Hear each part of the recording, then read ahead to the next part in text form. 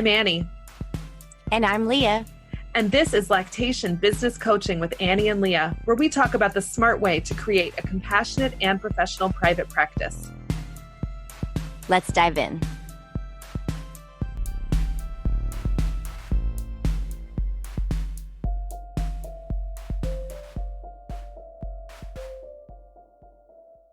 Hi there. Welcome to our bonus episode. This bonus episode is actually one of the first deeper dives that Anna and I did together. We're delighted to share it with you. Enjoy. Welcome, everybody. Thank you so much for coming to the deeper dive into business setup. And I'm Annie. And I'm Leah. Yes. Welcome, everybody. We are, for those of you who were here last month, thank you for coming back. And those of you that are new to this month, welcome. So here's how we're going to do it. Leah and I prepared some discussion questions, and we're going to open with kind of like, Leah has a little like short exercise we're going to all do together, but we're going to run this like a support group meeting where we're going to ask questions and then we're going to discuss and share and, share to the level you feel comfortable. If you have something specific that you came here to talk about, we're a small enough group that I think that would be totally great if you want to brainstorm with this group of smart people who are all here today. So welcome. So let's see, what we'll do to start is I'm going to give it to Leah, and she's just going to open us up with a little motivation. Well, I just want to welcome everybody here today, and I'm so excited that you guys are here. I just am really envious, actually, if you are starting out in business, that I cannot imagine how my business would have started out if I had had this type of resource from the get-go. I know the journey might have not been so bumpy, but certainly not so lonely and not so kind of scrambling to figure things out. So I always like to start just bringing us here present. I know you might have family running around in the background or things on your mind for like the next thing that you need to do after you get off this call, but just want to take a minute to just have us all kind of focus on being present in this moment so we can get the most out of this call possible. So first, I just want you guys to all take just a few nice deep breaths, just really breathing in into your belly. We'll just do that 3 times to get started. And as you're breathing, just kind of think about letting everything else around you melt away. And then I just want you to shut your eyes for one moment. And I want you to think as big and as far into the future as you need to of like your biggest dream for your business. Like just try to think, what would it feel like if you were living that dream? Would it feel exciting and like you've made it, you're there? Just kind of hold on to those feelings of you've made it, you're where you want your business to be. Know that you maybe have more flow, that you are feeling really confident, and that you have the systems and the practices set up just the way you want. And just take one more deep breath as you hold those feelings. All right, and then let's come present. Thanks everybody for doing that with me. I think it's so important for us to remember where we're going and not get too caught up in the day-to-day, because that helps us keep that bigger vision so that we can keep being awesome and growing. Let's get started, Annie, with some questions and discussion. Yeah.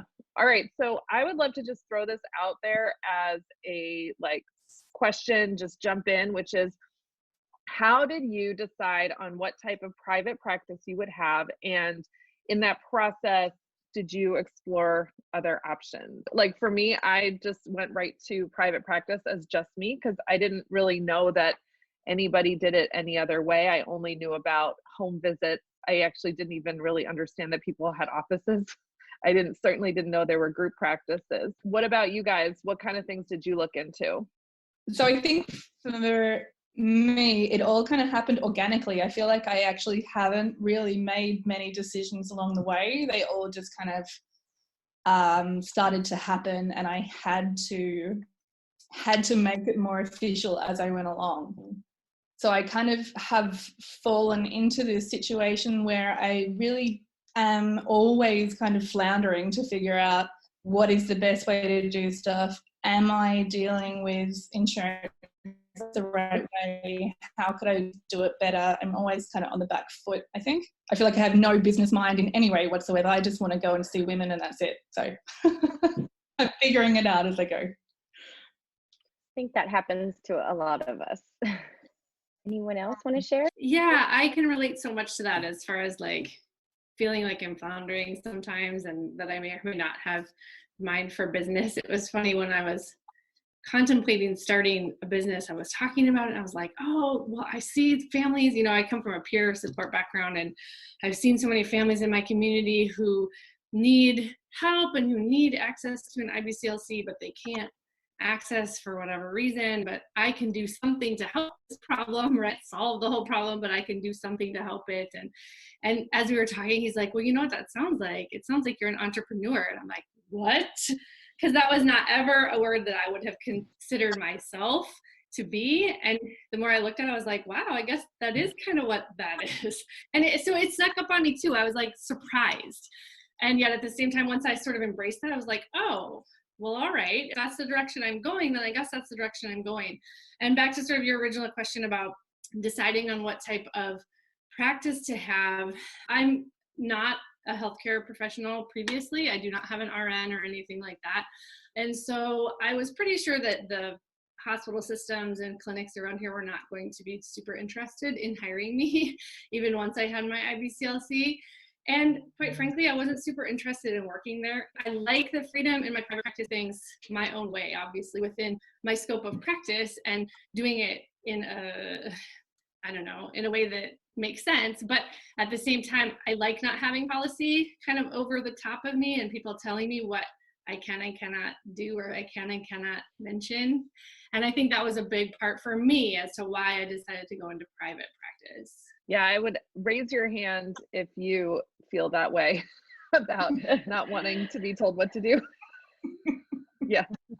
Sometimes though, it's like, I am the one telling me what to do. Am I actually doing a good job of that? I don't know. And I started out like the opposite. I didn't even consider being brave enough to like branch out on my own. I started as a partnership and now own the whole business. So I commend all you guys that were like, I'm just going to do my own, because it really was quite a nice help to have somebody with you. Like, okay, we're both going to take this risk together. We're both going to put ourselves out there together. And I think it actually made me maybe bolder now, because I was able to, stand with somebody to do some of that. And now I feel like, okay, I can stand on my own and be a bit bolder. So, and there's nobody else on the call with a group or partnership or anything.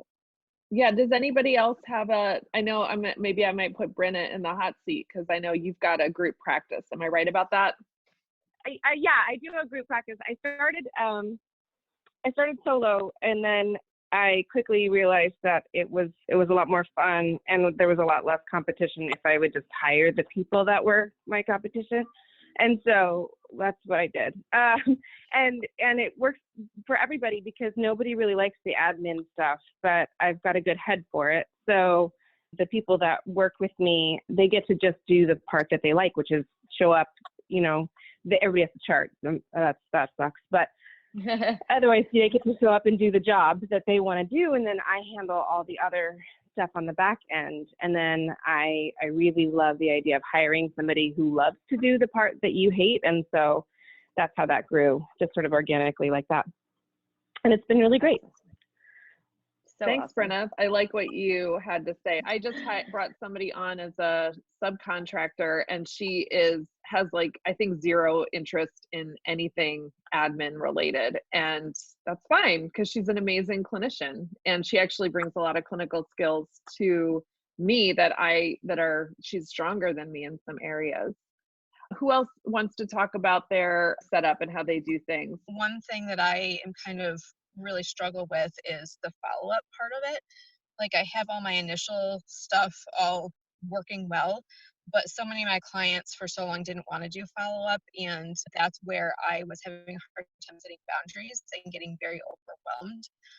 So when I really sat down to think about the issues that I was having, it was really in encouraging actual follow-up instead of me giving email and phone and text support constantly. So that was a huge shift in how I did my practice. And I feel like this is a little controversial because so many people don't do this, but I don't take insurance. So I'm not like a 6-visit Aetna. I'm all self-pay, but I stopped last fall offering any follow-up other than in person. And that was kind of scary, and I'm not really great at it yet because so many of my clients have a lot of needs, but it's hard to, cut them off, but I also was giving them way too much. Yeah, which drains your like energy and focus and can make it get like so scattered all over the place. Yeah, I can totally resonate with that. And good for you, Thanks. bold move. And then what you guys were just talking about, a group practice, one of the things I struggle because I do want to grow into that eventually is that so many of the people that I would hire are they're my lactation friends where I live. And crossing that boundary feels, well, I think we could work great together. Like, what if we don't? And so that's a little bit scary too. So those are my two things that are on my mind for business setup. Yeah, I Awesome. mean, I think those of you who were there last month, we touched on follow-up as something, and I know Leah and I had both kind of flagged that as like possible topic to talk about. So maybe I'll just segue into that. Like, maybe how did you come up with your follow-up policies? Maybe what are they, and are they working for you or are they not working for you? I used to offer, I didn't know that, I think I'm quite isolated where I am. I don't really know how it works in the US. I'm learning how you guys do stuff, but I didn't know that you're kind of meant to offer follow-up support. So I didn't. And then at some point I had people that, you guys know, they just text continually and email continually. So after getting massively drained for that, I started to charge, and I said that I offer half an hour of free follow-up support. And then for every, I think, 10 minutes, I was charging 15 Swiss francs.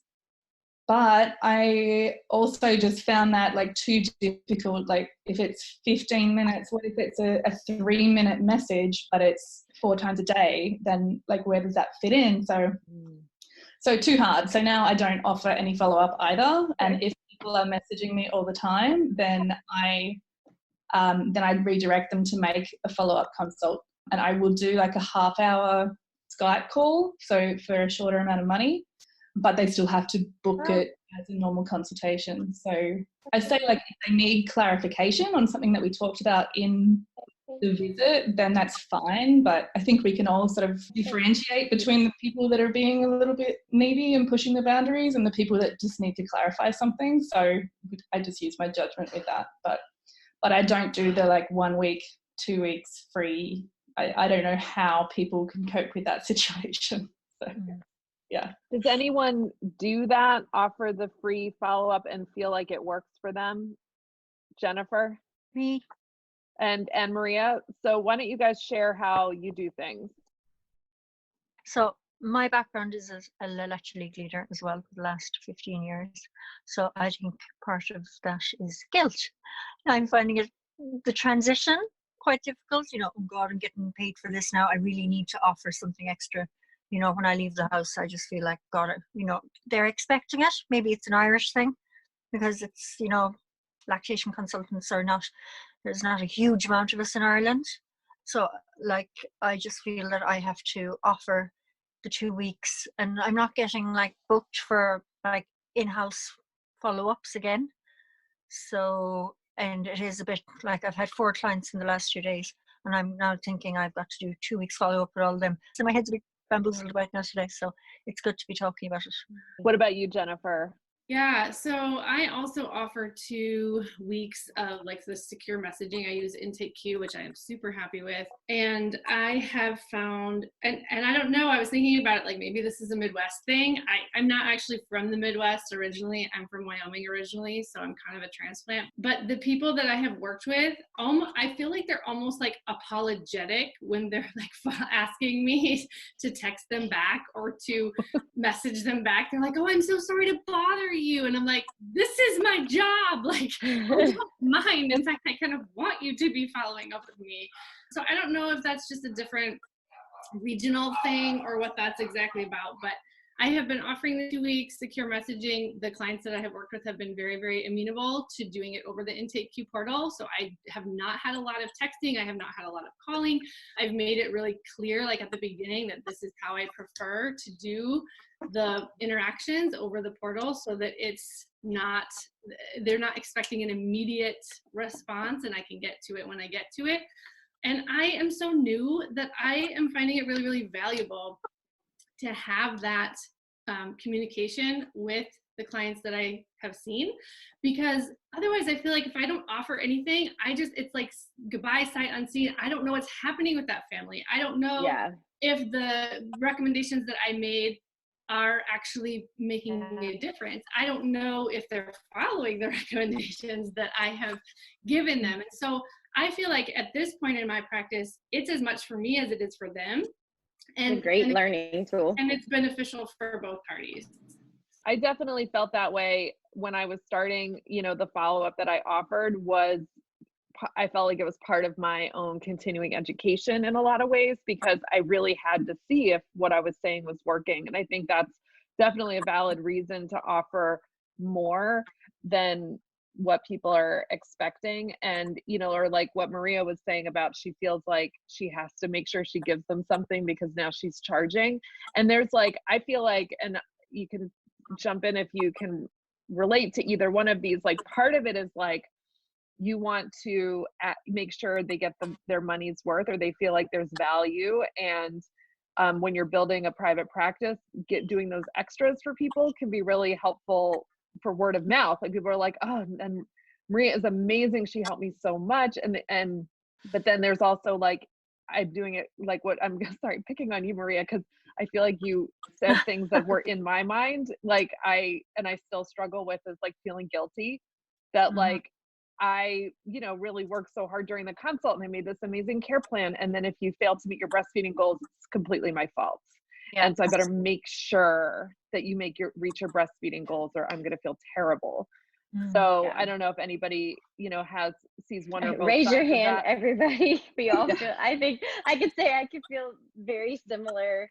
And I do the 2-week follow-up for my practice, but I do take it so much case by case. There are some people that I would even check in on, especially if it's we're having some really urgent needs, I might even check in on them versus them reaching out to me. But then others, it's the ball's in their court 100% for those 2 weeks. And I think Jennifer was saying that, really set the stage on how the follow-up was going to go. And I make sure I say that, I say that multiple times throughout the visit, things might change in the next 24 hours. And if they do, if we're seeing something different happen than what we're expecting, this is how you can tell me. This is when I want to hear back from you. This is, how long I'll be available to you. And if these things happen, then we're going to have to meet again in person.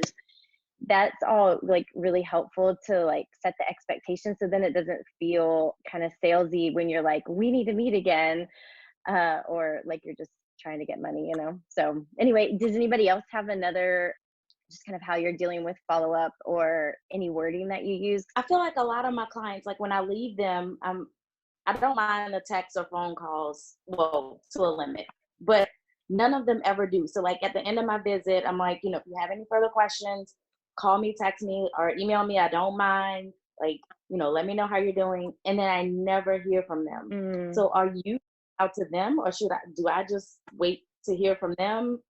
Yeah. Because most of them don't ever call me again. So I don't know if that's good or bad. So how many people actually reach out and check in on your clients, and how many people don't? Maybe some people can jump in on both ways. So do you reach out or do you wait? So I definitely want to know how my patients are doing. I can't stand the thought of doing intake and then not knowing. So if I haven't heard from them, I contact them to make sure they're doing good. So I kind of do a follow-up phone call to make sure things are well. I'm not the type of person that can not know. Yeah, I've been trying to encourage them to book the follow-up and the initial together and giving them a discount there. So that way I can just know in my mind, both myself and my client. We've kind of got the secure, the double visit is kind of what I'm promoting and trying to push. That's a great idea. I just had something happen in my practice, which was somebody who, like, there was a great vibe, everything felt great, the follow-up was booked. It's an Aetna person, so it's not like they're paying out of pocket for the follow-up, and then they canceled the appointment and just ghosted. And we were like, do you want to reschedule? Nothing. And then I sent an email like, Oh. we're always looking to improve our practices. If there's any feedback you want to give us about our work together, we would welcome it. And nothing. And so, like, that is like what you're saying, Teresa, about wanting to know how people are doing. It's because those ones are like haunted, because I'm like, Yeah. either something bad happened to you or you hate me. Like, I can't find like a good answer that this is happening. Although I will Wow. say, just to give you some peace of mind, Annie, I have had that happen a few times. And then, 6 months down the road, I'll run into them at some like random fair, or even had somebody I ran into at the grocery store. And they were like, oh my gosh, like you were so amazing and everything worked out and we were doing so awesome. And I tell every single person I meet about you. And it's so funny because I was like, I literally have spent the last 6 months tormented that you are out there probably telling everybody how I ruined your whole breastfeeding relationship. And I literally sat in torment this whole entire time. Oh. And the turn is that everything was fine. And they just put us off their radar when breastfeeding's going well. And that can be so Wow. hard though. I'm with you, Annie. Yeah, I know. That's a great, it is a great point. It is about checking in on people and managing those, like the emails Yeah, and the I'd love to hear messages. other people. Can I just respond a little bit about like my concept when I say like I have no follow-up? I think there are like different facets to that, but I would say like definitely within a week of seeing somebody, I will always write them an email just to check in with them. And usually they will give me like a pretty detailed response with how things are going. And if they have little questions, I will answer them. And then if they need a follow-up from that point, then I can offer that to them also. So I suppose like in that way, it is some form of follow-up, but I don't advertise that as part of a package, I suppose. So I'm working only with like the immigrant community here, and it is nearly solely people that are without any community support and without any family and often don't have friends. So when you make a good connection with somebody, so desperate to have a really nice connection with somebody, that I think when I do offer that free follow-up, that it is very, very continuous. I've never had that situation where people just don't check in when they know that it's a free service. So I think that was something where I really had to set those clear boundaries for the personal level, I think. So that's probably just about the community that I'm working with that's a bit different, I suppose. I've had that experience. With follow-up, I've never had to chase anybody down. Yeah, I had much more. I'd have to set strong boundaries because they're like, can we just be friends? And I'm like, no. So there's vulnerability and sharing, and you're really intimate, and you go through something like really hard together, and then they're like, okay, well, now that you know everything about me, we can just be friends now, which is not what I want to do. It is hard because you are so like just implanted in this very intimate part of their life. You just naturally feel like super connected. I mean, you see them in their pajamas in their bed. How many other people in your life do you see that except for maybe your really close friends, or half naked in their bed? And so it's like you do feel this really like close connection. Sometimes I have a hard time setting the boundary that I know I need to set too, because it's like, oh my gosh, I feel like we know everything about each other, although they don't know anything about me. But I hear you on that. It's really challenging. Like the less anybody's asking me to be their friend, because I'm like, my kids, like there's no play dates happening. I have a 9 and a 12-year-old. Maybe like in a few years, I'll be offering my 12-year-old for babysitting to my clients. But it is such an intimate thing. I get here in New York City, like the style of follow-up requests that I get are the people will text me and they haven't read the care plan, and they have it, and maybe I've even reminded them, like, can you look at the care plan? And then they'll text me and be like, why is my baby crying? And then I'll be like, not responding. And then I'll get a text like 2 hours later, like my baby is still crying, like I'm still at their house, like, and so we get like a certain population that is very used to getting everything on demand immediately. Like they're living in these luxury high-rise buildings that have all the amenities. You know, their family paid for the baby nurse to come for 2 weeks and do that. And, you know, like in New York City, it's like, you know, everything is just there for you. Like, and so they sometimes treat us like, I'm on call for you. Like if your baby's crying, I'm going to explain it to you right this second. And which is weird. I see it more with my insurance clients than my self-pay clients. I feel like my self-pay clients are like, I just paid a lot of money for that. Maybe I shouldn't bother her so much. And you think it would be the opposite, but I don't know if anybody like they do not care about my boundaries unless I put them up, and I've had to be really firm. And then that makes me I feel bad about that. And that's because I used to be a leader. So I do have all that leader guilt that so many of us brought up. And I don't know if people who weren't La Leche leaders, if you're free from that guilt that we have, like those of you that came up from a WIC peer counseling background, are you like, is it just a La Leche League thing that we are basically like indoctrinated to say, just give it away, give it all away? I don't know. We'll do anything you want. Just please keep breastfeeding. Yeah. I don't know. Is anybody free from that feeling of guilt that some of us have brought up? I'm a WIC breastfeeding peer counselor, and I still feel like, oh, we got to offer a support group for free, and we got to give this for free, because like on WIC, the whole point is that it's for free. And so I'm constantly talking to people, like basically on call 24/7, even now, and I'm not even an IBCLC yet. And I do have that guilt. Even now, like I have the guilt when I've been talking to someone and also like they ghost kind of a thing. And I'm like, what did I do? Are we not offering enough free stuff? Like, are like something else we need to offer? And like, I start panicking. And then my boss is like, no, you need to calm down. We're doing okay. But like, it's still things that go through my mind, you know? So I totally feel that. So one of my older co-leaders gave me a tidbit of wisdom when I first started being a La Leche League leader that helped me moving into the professional, that you can't want it more than the client or more than the family. And that really helped me transition the responsibility for their success on them. So I'm hoping that that can help me have more boundaries in situations like you described, Annie, where people haven't read the care plan. Yeah. Mm-hmm. In the chat, for those of you on the phone, Jennifer's recommending Liz Brooks's article about stepping away from the mini consult, which is like, yes, must read. Like everybody must read it. Yes. And Tiara's saying she is stop feeling that guilt after having her last baby. And yeah, I mean, I think like that is super healthy, because your life and your family needs have to come before these people. And yeah, breastfeeding is important. And, you know, there's like the one side of it, which is you're a business owner, and doing too much follow-up with people and not enforcing those boundaries can be really harmful to you as a business owner, because you're going to not, you know, all the time you spend helping people for free is going to not allow you to have time to help people who can pay you. That's one piece of it. And then the second piece, though, that is even more important than being a business owner, is that you're a human being with a life. And whether you have 0 babies or 55 babies who are dependent on you and people who need you, even if it's just you who needs yourself, you need yourself more than those people need you. Yeah, it's such an important reminder. It's so hard when you're in the dregs, and we want so hard to, you know, help these families be successful. It can feel really challenging.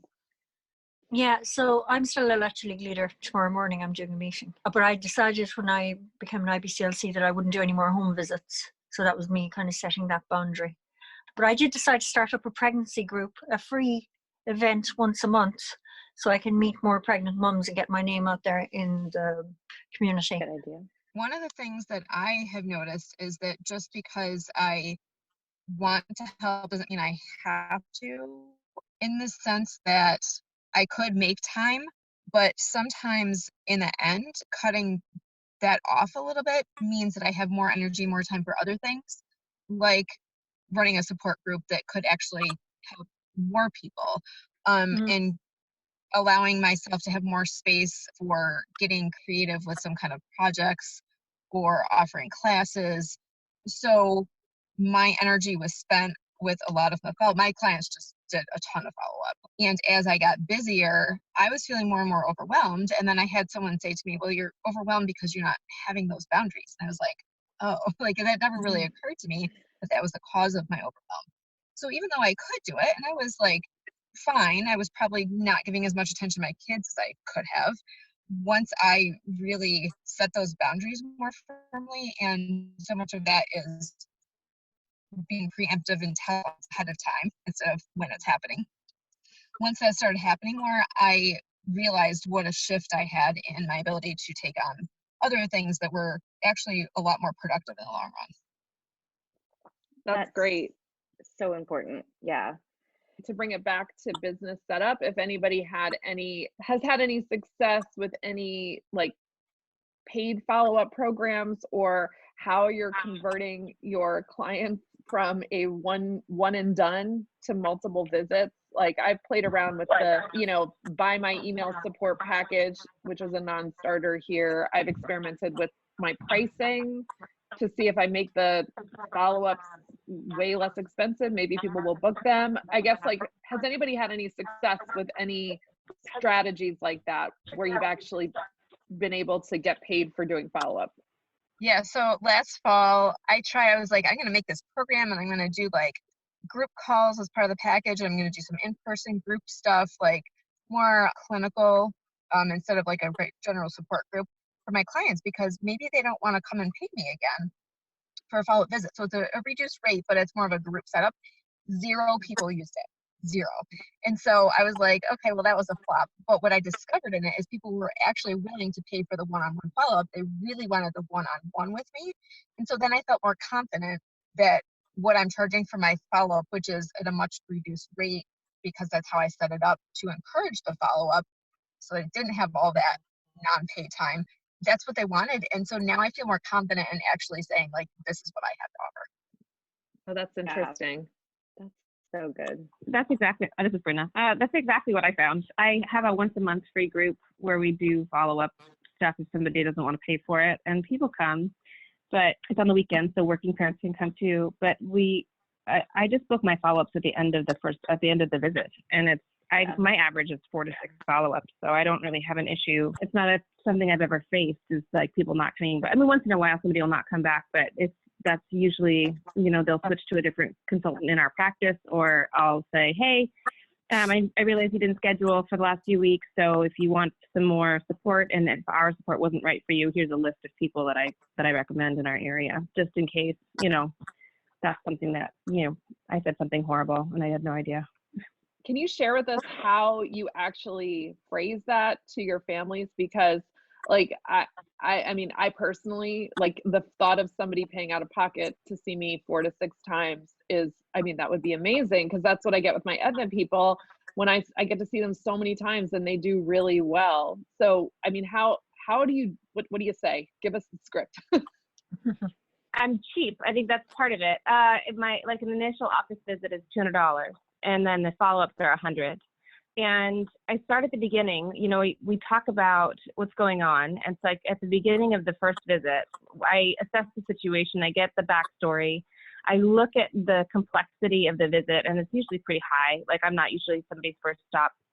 And so I look and say, I think this situation needs between 2 and 3 visits. And then at the end of 2 and 3 visits, we can reevaluate and add more if we need more, or we can, if by 2 visits everything is good, then we will book a third. And how does that sound for you? And then we talk finances like right then and there, so that nobody's surprised, nobody is like struggling or suffering or like feeling like the finances are a barrier, because we do payment plans, we'll do all sorts of flexible things. But in that case, then everyone is at the outset prepared for the cost. And so we'll book, I had one client, she booked all the visits, and you pay at the time of booking. She booked them all. She booked 4 visits at that moment and paid for all of them just out the gate. So she had a standing appointment and was ready to go. And then she didn't have to worry about it, and neither did I. And we just finished, and 4 was exactly what she needed. So we were both patting ourselves on the back. And so then, if we don't book them all, we don't usually book them all right in one visit, but we usually will at least book the next one at the end of at the the same way as you would like a chiropractor or something else. Like, I'm going to tell them, listen, I think you still need care, because I think sometimes they don't know that they still need care. And when we don't directly say it, it's a nebulous thing. So they feel like they're left to kind of put the pieces together themselves. I totally agree that like letting them know that this is like something that you need helps take the burden off of them to feel like I've got to figure this all out now on my own. Now that she gave me this one care plan, I feel a lot of moms feel relieved that they know, okay, I'm going to work on this for a week or 2 weeks, whatever it is. And then we're going to have this like end point and this reset and this check-in. I feel like so many families feel relieved by that. I agree. As we finished up, one of the questions that Annie had put on or we had talked about doing, which I just think is a neat question to just spur our minds forward thinking, is like if and like what things do we want to address, what things do we want to be thinking about. But if you had a magic wand to fix, let's narrow it, one thing in your practice, if everybody wants to share, or however much time we have, just one thing in your practice that you would just like to magic wand fix. And maybe let's stay away from follow-up because we've already discussed that, but I'd love to just hear kind of what are the burdens that everybody's feeling, or things that you would love to fix. Insurance. Oh yes, you and me both. Like on like a national level starting. And Yes. yeah. I don't know if this is on topic per se, but I have so much anxiety surrounding marketing.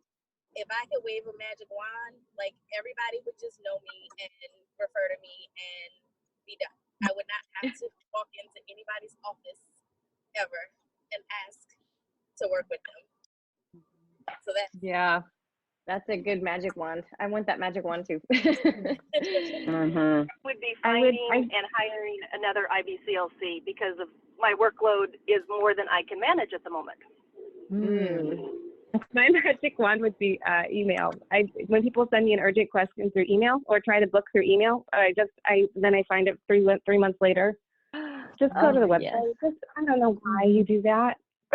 If I could wave a magic wand, I would make myself be on time for all my consults instead of none of my consults. I would like there to just be similar to Rochelle, that there would be anybody else that was doing English speaking breastfeeding support in my whole country. That would be one. Yeah, being the only one in your area can be so isolating. That's not my experience as an IBCLC, but it was my experience for a long time as a Lactation League leader, and it's really stressful to feel so alone that way. So, and we know that there are not enough IBCLCs in the world. There are not enough IBCLCs for all the families that need us. And to what Courtney said about marketing, I mean, my goodness, we should not have to market our services. Like, we are offering something that nobody else can do, and the people are trying to do it, don't do it right and make things worse. Like, what they should be seeking us out. I mean, and that's like kind of a bigger picture issue that like our licensing board and our coalitions and our ILCA chapters should really be doing a better job of advocating for us as a profession. And I mean, that looks like something different in every area, state by state here in the US and different countries and different provinces in Canada. There's so much involved in that, but it's hard that we have this really difficult business that people think we should be giving away for free, and that healthcare providers don't think that they need us. And we have to do all that work to basically like get to that starting out point that like my hairdresser is like, she cuts hair and she does a good job. And I call her when I need my haircut because I'm not going to try to do it myself. And I'm not going to ask my doctor to do it for me. Right.